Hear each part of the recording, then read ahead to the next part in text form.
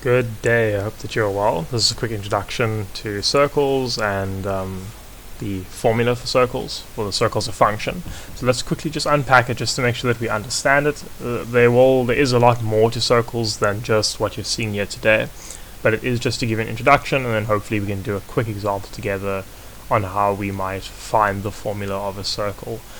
So, as you can see here, I have my circle drawn out and I have funny little letters all over the place. Now, the one important thing to remember about the circle formula is that this formula actually derives from the distance formula, and how it works is that it measures the distance from the center of the circle to its circumference, which we call the radius, right? And it measures how long that radius is according to every coordinate on the circle. So such that if I have a point over here and we call this point P, as P increases in size or distance away from the center of the circle, so too must that radius, and the relationship between P and a point, say another point on the circumference Q, must remain the same. In other words, if P is going to increase its factor of x by 2, so let's say that P is going to move 2 units to the right, thus increasing the size of the circle, so too do all the other values of the circle also need to increase to accommodate for that. And so this relationship here will remain consistent. Beyond that, specifically when we're talking about this formula, there are some letters here which you might recognize, so like R. R is your radius, so R equals radius.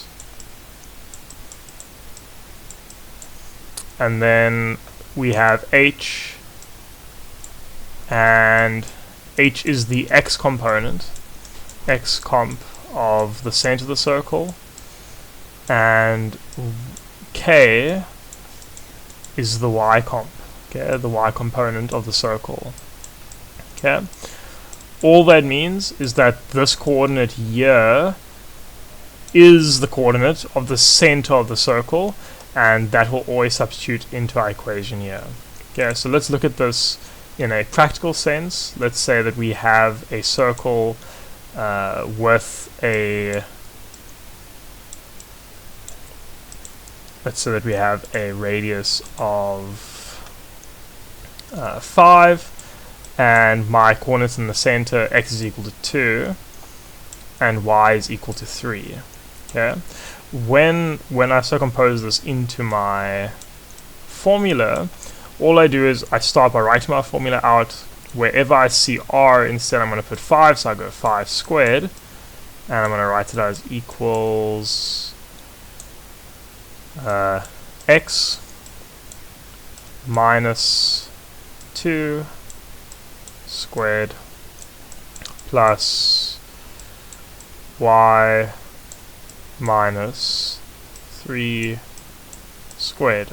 Okay, and at this point we just leave it exactly as it is, because we are using this to find coordinates on a graph. Okay, technically a circle is not a function, so we shouldn't call it a function, but we can think of it in many ways as most functions act. So as x changes, so does y. Okay, and this would be how you would find that formula based upon what we've seen here. And if we were to find a coordinate, and let's say that we were trying to find the coordinate P, and let's say that P sits over here, and let's say the x coordinate of P is equal to, I'm not sure, I might mess up the circle here, so just take take this value with a grain of salt. Let's say the coordinate here is minus 4. We might find that we must now substitute this value minus 4 into our equation here to see if it works. Now what you are actually going to find here is that the coordinate minus 4, the x coordinate minus 4, is not likely to lie on the circle, which is also one way that you can check and see if a coordinate does exist on a circle. Okay, If we were to now do a practical example of trying to solve an equation when we are given certain values,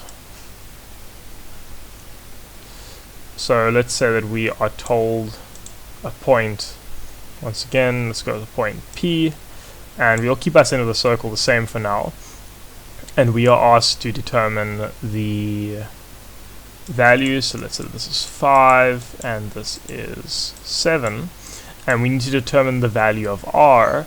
We can literally just apply the distance formula, which you will see is very similar. It's d squared equals x1 minus x2 squared plus y1 minus y2 squared.